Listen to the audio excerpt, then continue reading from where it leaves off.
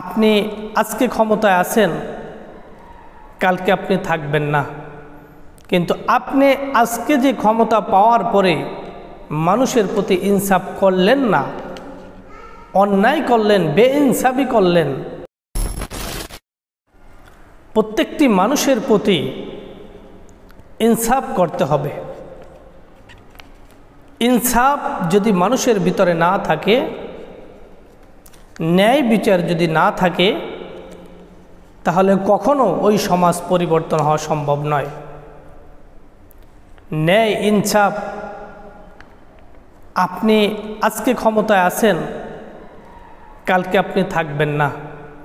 কিন্তু আপনি আজকে যে ক্ষমতা পাওয়ার পরে মানুষের প্রতি ইনসাফ করলেন না, অন্যায় করলেন, বেইনসাফি করলেন। আপনি তো এক বছর পরের বছর আপনার ক্ষমতা শেষ হয়ে যাবে। তাহলে সেই সময় এই যে ইনসাফ ভিত্তিক বাদ দিয়ে বেইনসাফি আপনি করলেন, এর হিসাব কি আপনাকে দিতে হবে না?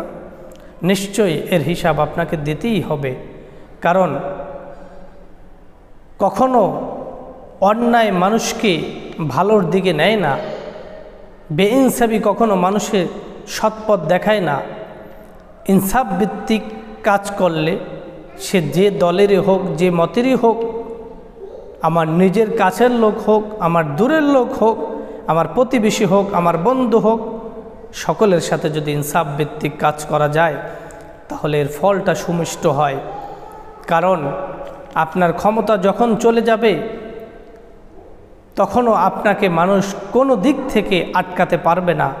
কারণ যেখানেই আটকাতে যাবে সেখানেই দেখবে আপনার ইনসাফ, সেখানেই দেখবে আপনার ন্যায়পরায়ণতা। কোনো জায়গায় অন্যায়, জুলুম, অবিচার এগুলো দেখবে না, খুঁজে পাবে না। আর যখন আপনি ক্ষমতা পাওয়ার পরে ইনসাফ করবেন না, নিজে বেইনসাফি কাজ করবেন, তাহলে ক্ষমতা তো চিরস্থায়ী মানুষের থাকে না, থাকবেও না। কিন্তু যখন শেষ হয়ে যাবে তখন আপনার প্রত্যেকটি বেইনসাফির হিসাব দেওয়া হবে, আপনাকে হিসাব বুঝিয়ে দেওয়া হবে। এজন্য যারাই যেই সময় ক্ষমতা আসেন না কেন, মনে রাখবেন ইনসাফ ভিত্তিক কাজ করলে কখনো মানুষ তাতে অসম্মানিত হয় না। কিন্তু বেইনসাফি কাজ করলে এমনভাবে মানুষ বেইনসাফি করলে এমনভাবে লাঞ্ছিত, অপমানিত হয়, ওর চেয়ে মরে যাওয়াটা অনেক ভালো। এজন্য সর্ব অবস্থায় ইনসাফ ভিত্তিক কাজ করব। যে সময় ক্ষমতায় থাকি না কেন সকলের প্রতি ইনসাফ করব। আমার কাছের হোক, দূরে হোক, নিজের আত্মীয় হোক বা প্রতিবেশী হোক, সকলের প্রতি ইনসাফ